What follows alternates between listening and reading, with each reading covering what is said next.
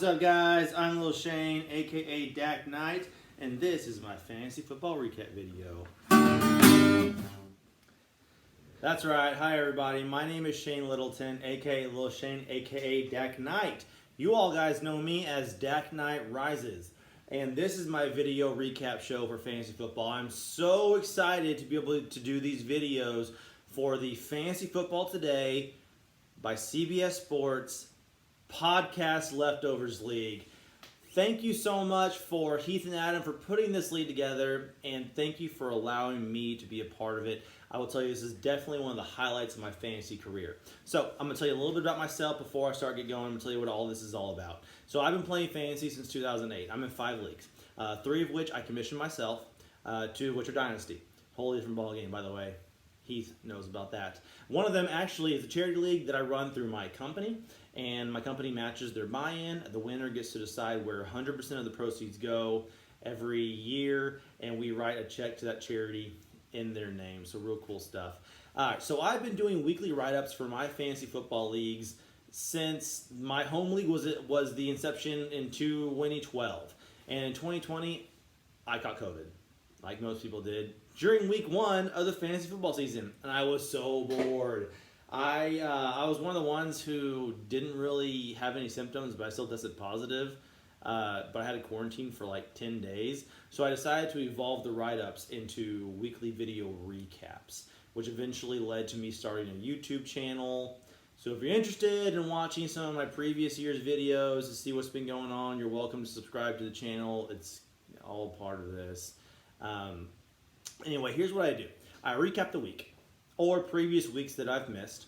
My goal is to start conversations. I want to throw out hot topics and ideas and get debates going on the chat to keep everybody engaged. That's really what I want to do. I want to highlight the close games. I want to point out good calls and bad calls. I will throw you out under the bus if you made a bad decision. I even have guest speakers that come onto this show from the league. If you want to get involved, let me know. Please send me a DM. And okay, that's what I do. That's what this is all about. All right, enough about me. Let's talk about you guys. What happened in week 1? All right, I'll go ahead and get my game over with because it was embarrassing and depressing. Hold on, I need some of my water. All right, I'm talking about the game between Dak Knight Rises and Bruce Alder. Well, I got beat very handily by Mr. Bruce, actually. He put up a very respectable 118.0 points in this league. Even though his QBs didn't exactly shine, his wide receivers absolutely did their jobs. First of all, I am thinking that Christian Watson being hurt may have actually helped him. You tell me, Bruce, if I'm wrong here, but I wonder if you would have started Watson ahead of Brandon Ayuk if he wasn't hurt. Regardless, brilliant call there. I don't worry about your QBs because you have Anthony Richardson sitting there on your bench. Yes, you should have started him, but you did even what I did in another league and kind of sat him on the bench to see what he would do. You still got the W, and you got him going next week. You're going to be fine. Luckily, you didn't even need him. All right, my team. Oh my gosh. My team was so depressing, guys. First of all, a moment of silence for J.K. Dobbins. My water. Also, Adam, please give Jamie my condolences. I know he's on like 89% of his leagues. Sucks, guys. Aaron Rodgers, too. I mean, come on. You just hate to see that, especially J.K. Dobbins is so young. To rupture his Achilles after having the last 2 years he's had, I know that. Yes, it hurts me specifically because he's on my team, but I just feel for the young man. What a talent. Anyways, where I really lost the game though was not because J.K. Dobbins got hurt. It's because of my wide receivers. Okay, so like Jamar Chase did nothing. I can live with that because we know what happened in that game, right? I think we're all kind of giving the Bengals a pass. I can live with that because it's not going to continue. Here's where I'm dying inside, guys. I did not want to draft DJ Moore or Drake London. I have them in no other leagues. I think that they are on a trajectory for failure. I can get into why, but I just do. But the value I got them in the spot that I did in this league, I cannot pass up. I think DJ Moore was one of the best value picks of the entire league per one of the CBS recaps or something. So I kind of was forced into it. I got Jahan Dotson taken out from under me by you, Adam/Heath. I wanted Jahan Dotson, which wouldn't help me this past week, but I still wanted him, and so I went for Jake London and DJ Moore instead. But, wow. Specifically Drake London, I knew that Ritter was not going to be competent enough to support all those weapons. And it looks like London is the ad man out. So first topic of contention, let me know in the chat. Am I overreacting? I want to rage drop / trade Jake London. Am I overreacting a little bit? Or is it all going to be fine, Shane? Let me know. Come on. Help me out. Help brother out, guys. Congrats. Seriously, Bruce, congratulations. There was no combination of players that I could have played that would have beaten you. You beat me soundly for week 1. Congrats on your W, sir. Well done. All right, let's talk about Patrick and Brittany. Terrible quarterback week. Terrible. Both of y'all. Terrible quarterback weeks. Oh, this game had 4 quarterbacks playing it like everyone else. Those 4 quarterbacks combined for 27.36 points. The 4 of them did. Now, I know Rodgers got hurt. So that was 0. May his career rest in peace. But still, 2 of these quarterbacks were drafted in the first round. Come on, regardless. I'm not going to take anything away from Patrick as his team scored the 2nd highest points in the league this week. And get this. No one on his team surpassed 20 points. I love these games. I love this when this happens because he didn't have any busts. But he had no outliers either. He just had a solid freaking week. I love it. All of them scored over 10 points and less than 20 points. Of course, except for his tight end.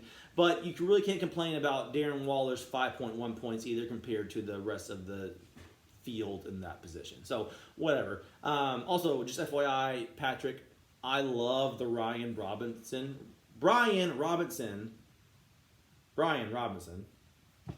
It's the water, I swear.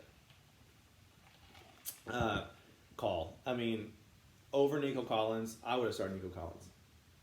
Well done, man. Brittany, don't sweat it. You're good, girl. You're going to need to address your QB situation, obviously, on the waiver wire tonight. By the time you're watching this video, you probably already would have done so, or by trade, which is fair enough. Rodgers is out for the season. You didn't draft a 3rd QB. You have some absolutely stellar wideouts, by the way. I actually really loved your team, Britt. Hill, monster. ARSB is going to do his thing this year. Don't worry about this past week. He's going to do his thing. You have Nuke. You have Michaels, Thomas, and Pittman. Whatever that creepy music that Adam plays. Pittman. And Javonte Williams. I mean, you're going to be just fine. Now, you would have had to start Pittman over Javonte Williams and would have needed Rodgers to not rupture his Achilles and score 22 points to win. All right, so those are scenarios that would have happened for you to have won. So don't worry about it. Rodgers was not going to score 22 points on that defense. The rest of the league, the Leftovers League, listen to me right now. Keep an eye out for Bernie's team going forward. It's going to be scary, especially if she can address that QB2 position. All right, let's talk about, oh boy, Leftovers versus Adam's apology meter. All right. I think this has already been addressed by the time that I'm watching this, but I'm going to start out with the elephant in the room. It's kind of what I do. Frank, your lineup seems to have been illegal because you had too many players on your squad. At the time, I'm looking through your transactions, which was about Tuesday morning. You still actually had too many players. I think you've since addressed that.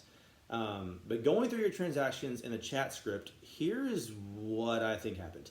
So you added Jaden Reed on Saturday morning. At this point, your team was 1 over the maximum. I guess this league allows you to do that. It doesn't say that your league will be allowed. It doesn't deny it or anything. I think Adam already chimed in here to kind of explain this. But right now, it seems to be the case that the league will allow you to pick up more players than are allowed and just makes your team illegal and ineligible afterwards. So in this first transaction, since you didn't drop anybody, your team was +1 over the amount allowed and showing illegal. Okay, then you dropped Jaden Reed, which is fine, which made you back to even. But then you picked up Desmond Ritter early Sunday morning, which puts you back to +1 and illegal. Then at 9:30 a.m. on Sunday morning, you did drop Ritter, but you added Baker Mayfield. This kept you at a +1 and kept your lineup illegal. Look, man, I'm not trying to start anything or call you out, but you had 2.5 hours to realize this, okay? I'm assuming you're a veteran fantasy football player since you probably listened to the podcast, which is why you got invited to this league. And so you had plenty of time to drop somebody. All right? No. I have other apps and other leagues, Sleeper and ESPN and stuff like that don't allow you to do this. I don't know if it's a setting that Adam can change or not. But regardless, it kind of falls on you. You had 2.5 hours to drop somebody. Okay. Once lineups lock at like 5 minutes before the game start or whatever, you're not going to be able to fix the situation. Now, that also may be a setting that Adam can fix. I don't know. I'm not sure. I think you try to fix the issue after the lineups have already been locked, which will explain why it was giving you an error. Okay, you probably already knew all that. I probably didn't need to throw that down your throat, but I just wanted to throw it out there because obviously it was kind of a weird week for you. All right, enough of that. I do think we need some input from our beloved commissioner here, which Adam may have already cleared it up. I don't think this is a fantasy cop situation or anything. It's just something crappy that happened. The good news is that, oh boy, put up the most points in the league. And Frank, you would not have beaten him anyway, bro. At least I don't think. I wasn't even able to look at how many points your team would have scored. I don't know how to do that, but probably wouldn't have beaten him. Again, mediocre play from his QBs, but when the Cowboys, my Cowboys, DST, put up 39 points in a week against Adam's football giants, your team is going to be hard to beat. Props to you, Brian, for drafting the Cowboys DST early in the draft. I would have taken them in the next round if they would have fallen. Well done, sir.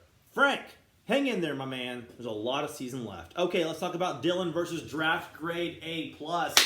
Because that really was how well he did in the draft. Now, usually I don't put a whole lot of stock into the draft grades. I think they're BS. They actually don't even really statistically pan out to determine champions or anything. But finally we had a team where both of their QBs showed up. So I got to talk about it. I really like it when a draft grade actually goes wrong. But this time it actually kind of worked out for him in week 1. Well done, David. Your QBs rode you to the finish line and by the way, coach of the week, you set a perfect lineup. Well done. That's what I'm talking about. Yeah, fantasy. Good job.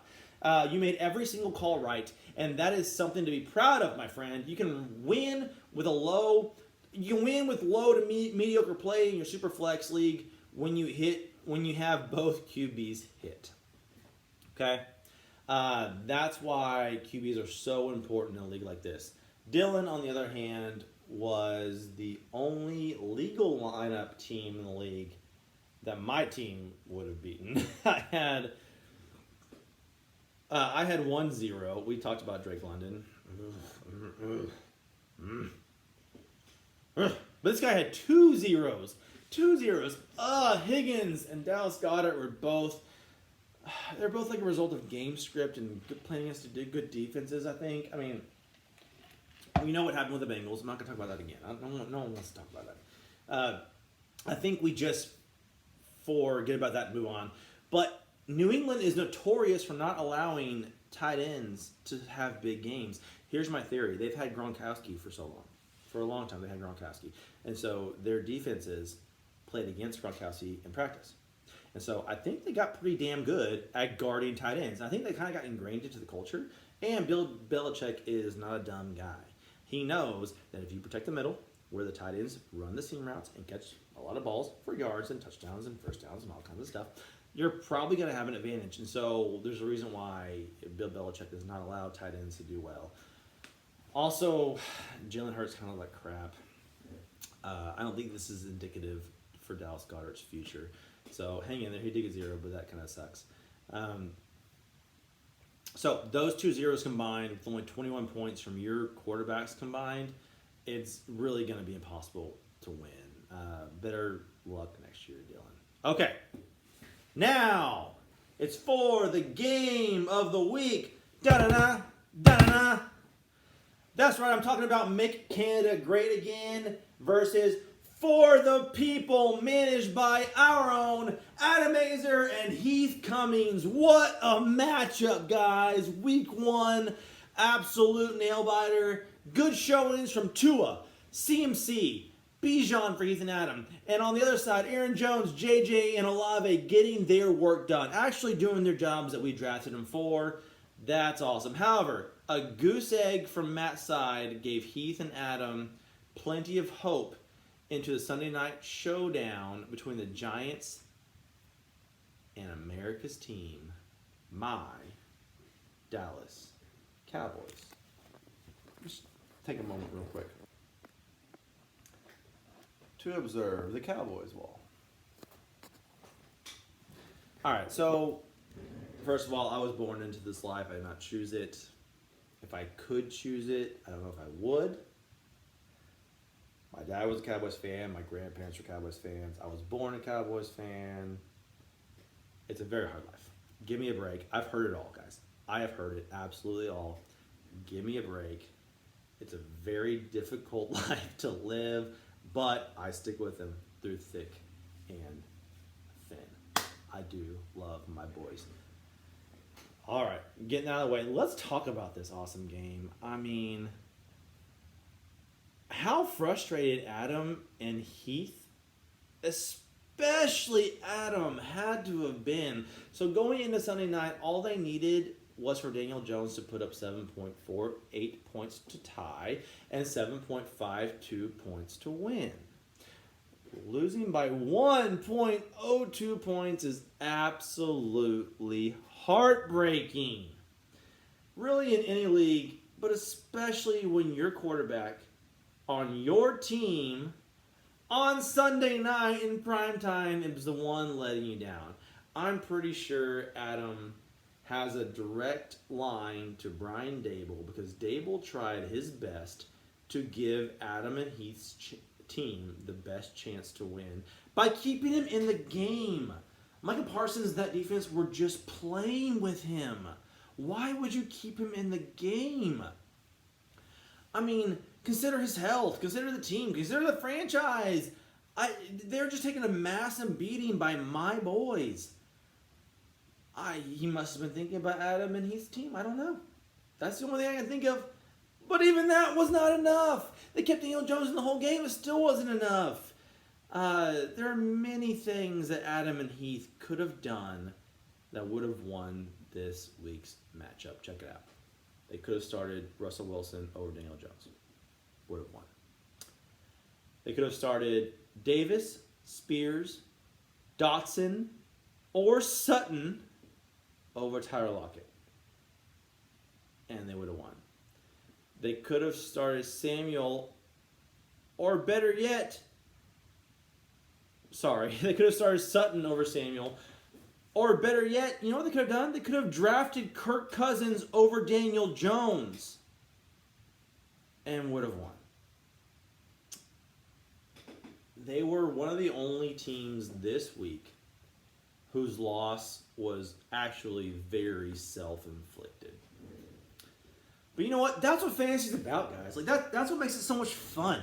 So that's why we play this stuff. You have heartbreaking weeks, and then you bask in the glory. I mean, make Canada great again. They're just loving it because they beat one of the premier experts in this industry and his little buddy Proud of them. Awesome. Congratulations. Well done making Canada great again for going 1-0 and beating the great Keith Cummings and Adam Azer. Okay, all right, guys and gals. I really hope y'all enjoyed the video. I'm going to try and get a video out every week or 2 weeks or so, like I mentioned before. I want to get you guys on the show. If you want to, let me know. Shoot me a DM. I can get you on the show. I can do some Q&A. If you like the video, go check it out. Some of my other videos. Go subscribe to my podcast, everything. Seriously, thank you again, Heath and Adam. I just over the moon excited about this year. I don't even care that I lost. Like I'm excited to be a part of this league and be a part of what you guys do at CBS Sports. I've been listening to you guys since 2008, like for a long time. And I feel like I know you guys, but you guys don't know me yet. So I'm giving you a chance to do that. If you don't mind, if you want to watch my videos, that's totally cool. So thank you, Heath and Adam, for setting this up. We're going to have a lot of fun. Hope everyone did well on the waiver wire today. But everyone have a good night. Good luck in week 2. Dak Knight out. Oh, still going. Anyways. How about those Longhorns beating Alabama? Yeah! And Miami beat the Aggies. That's my wife's team.